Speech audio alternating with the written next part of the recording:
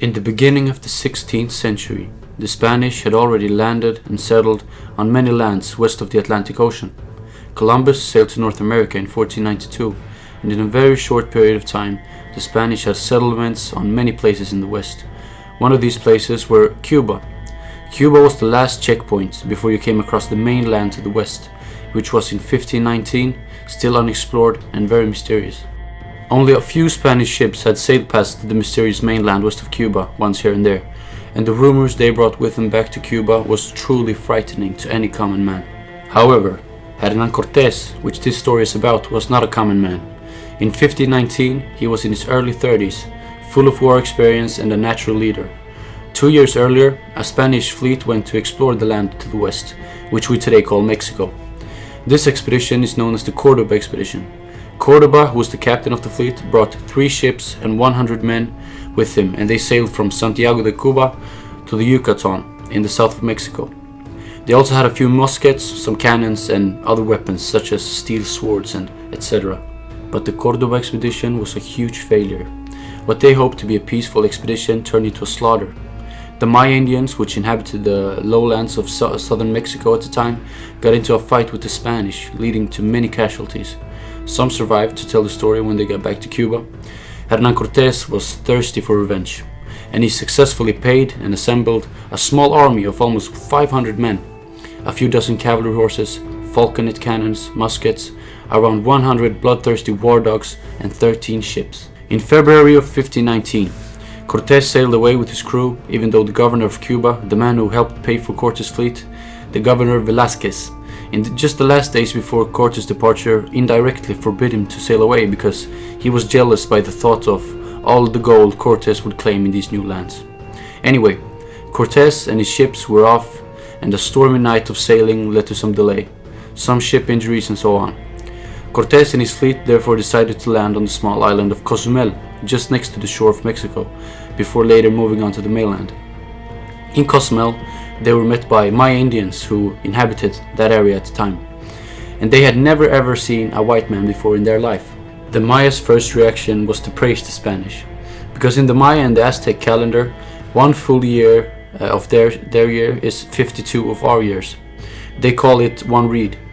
So the exact year when Hernan Cortes landed in Mexico in 1519, the Maya and Aztec calendar moved into a new reed.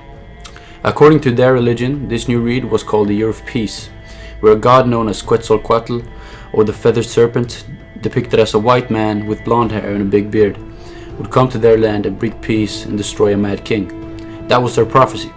Now, the Maya obviously took the arrival of the Spanish as faith. They believed that the Spanish were the god Quetzalcoatl coming to bring them peace, and who wouldn't? It seems almost too much of a coincidence to not be fated. Anyway, after a couple of days, the Spanish left the island of Cozumel and moved onward to the mainland. The mainland at this time was ruled by the iron fist of the Mexica, or the Aztecs. The Aztecs actually referred to themselves as the Mexica, and hence come the name Mexico. Anyway, the Aztec had an incredibly vast kingdom stretching from the east coast of Mexico to the west coast.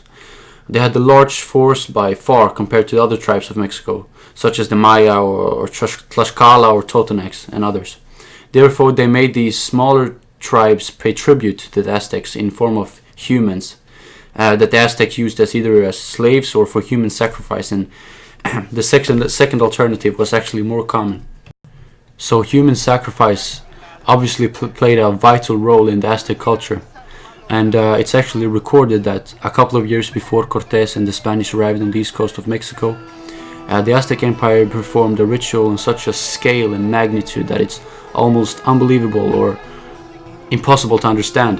What they did was they sacrificed almost 80,000 people in less than 4 days, and a complete sacrifice counts as when you take the obsidian knife which they had, you put it in someone's rib cage, you take the ribs away and pull out the heart with your hand while it's still beating. That's one sacrifice, and they did 80,000 of these in less than 4 days. So you can just sort of get an understanding of the discipline and the teamwork and the pure evil of the Aztec Empire at this time.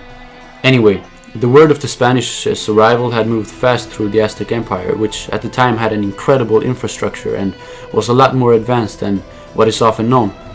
One of the things that the Aztecs used to get information from one place to another was relay runners.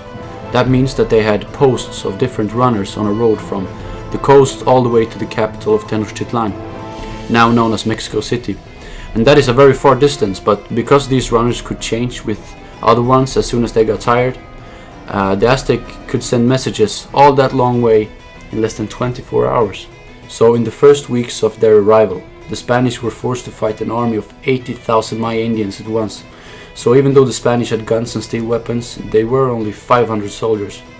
But, against all odds, the Spaniards won the fight. After the Maya force was defeated, the claim that the Spanish were gods became even more plausible. For now, the natives had seen the true strength of the Spanish force, and the Spanish were disciplined warriors. Many of the crew that Cortes brought with him had fought in the Italian wars in the 1490s, and also in the war against the Muslims in Spain a few decades earlier. They also had huge wolf dogs dressed in armor.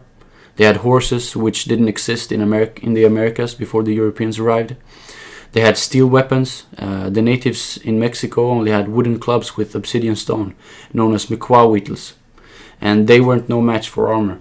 However, the Aztecs, which now firmly believed that the Spaniards were gods, greeted them with food, gold, clothing, jewelry and other treasure, which the Aztec Emperor Moctezuma thought would satisfy the Spaniards' needs so that they could return to the ocean again and wouldn't overthrow the rule of the Mad King, which the prophecy foretold. And the prophecy which was believed by the people and even Moctezuma himself, even though the prophecy said that he would be overthrown. However, the case was not that the Spaniards were satisfied with the gold they got. Some were satisfied, but most of them weren't. The opposite. Once they had tasted the so easily claimed gold by the Aztecs, they wanted more. Much more. But after the fight with the Mayans, many Spaniards were injured and some were even dead. After a few months in the new land, the Spanish had also learned that the Aztecs, which Cortes eventually wanted to defeat, was a pure evil people. They had an army of almost 500,000 soldiers. They were fearless, and worst of all, they sacrificed and ate men's hearts, skinned them alive and wore their skins as clothes. So an unease started to build up among the Spanish. More and more people in the crew wanted to leave with the treasure that they had to avoid this hopeless fight against the Aztecs, which many understood would eventually fall upon them. Cortes had to do something. Cortes, as I said, were no ordinary man. Despite that he knew what the Aztecs were capable of, he sunk all of his 13 ships on purpose and told his men that either you conquer or you die. He really had balls of steel. Anyway, conquer they did, but not as you might expect, because Cortes was not only brave but also a very clever man. In less than a year, he convinced, with his translator Malinal's help, Moctezuma to let him and the total of his army into the capital of Tenochtitlan without even fighting them. On his way to the capital, he also made sure that he made allies with the enemies of the Aztecs, which hated the Aztecs more than anything. So if a fight would break out, he wouldn't stand alone. Now, the neighboring tribes to the Aztecs really hated the Aztecs. I mean, the Aztecs were absolutely horrifying. They sacrificed small children, they imprisoned people in fattening pens before sacrifice, they skinned people alive, fed them to their animals, and they put handicapped people in zoos. You could definitely compare them to the Nazis during the Second World War. If not, they were even worse. Anyway, what I wanted to mention here is not very often taught in books or in schools and so on, and that is that the Aztecs regularly consumed psilocybin mushrooms. For you who don't know what that is, it's a psychedelic drug that makes you see things from a new perspective, you could sort of say. On high doses, many people also say that they meet with so-called intelligent entities such as elves and whatnot. Anyway, I think these mushrooms played a vital role in the cruelty of the Aztecs. I mean, I'm not saying that the mushrooms caused their cruelty, but simply that if you enter a psychedelic trip with a negative and murderous mindset, it will make that mindset even worse. And the Aztecs' Emperor Moctezuma took mushrooms on a regular basis. I mean, we're talking a couple times a week here. And he called it the food of the gods. And he described the effects as making him being able to communicate with an entity or a war god known as Hummingbird that told Moctezuma to sacrifice more people, the younger the better, and so on. I don't have any experience of psilocybin myself, not yet, but what I can say about psychedelics is that the person's intent before taking it is very important, and it will and can enhance every feeling you have, whether it's positive or negative. So moving on. When the Spanish arrived in the capital, Tenochtitlan, almost 1 year after they landed on Cozumel, they were absolutely astounded by the craftsmanship and architecture and just pure beauty of this city. The city was built on an island in the middle of the Lake Texcoco, which is now dried out. The island was also handmade, so the island wasn't there before. They actually built it by hand. That's what handmade means. Anyways, the city itself had over 200,000 inhabitants at the time, and that made it one of the top 5 largest cities in the world. So no city in Europe could be compared to the magnitude and pure beauty of Tenochtitlan, said the Spanish. So there's definitely a lot more to be said about the conquest of Mexico.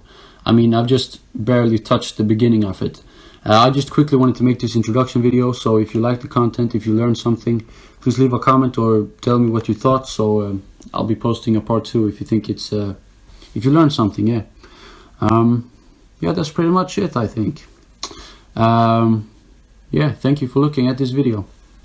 See you next time.